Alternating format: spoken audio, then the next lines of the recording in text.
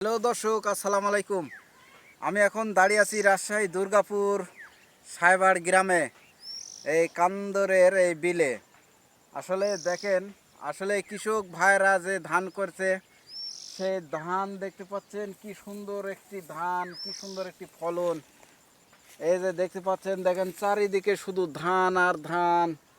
এই যে সবই ধান দেখতে পাচ্ছেন, কি সুন্দর একটি ফলনের ধান।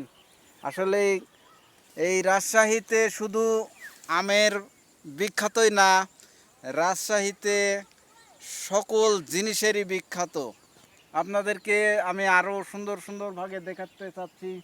এই যে দেখুন, বাংলাদেশের যে কোনো জায়গাতে গেলে সকল স্তরের মানুষ শুধু আমের খোঁজ করে, যে রাজশাহী আমের বিখ্যাত। শুধু আমেরই বিখ্যাত না, এই যে আমাদের যে কৃষক ভাইরা যে ধান ক্ষেত করেছে, আরও পেঁয়াজ, রসুন, কলা, সকল জিনিসেরই বিখ্যাত পানের বর। আপনাদেরকে আমি হয়তো সময়ের ক্ষেত্রে আরও কিছু দেখাবো, যে আমি এই রাজশাহীতে সকল ক্ষেতেরই বিখ্যাত।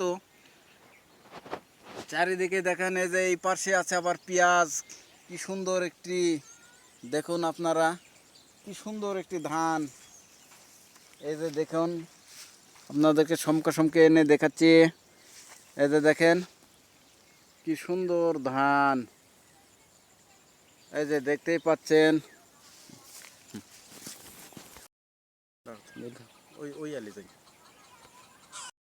এই যে দেখতে পাচ্ছেন, কৃষক ভাইরা পেঁয়াজ করছে, ধান করছে, ওই যে রসুন, আরও কত কি ক্ষেত। আসলে দেখতে পাচ্ছেন, আরও সুন্দর সুন্দর পেঁয়াজ।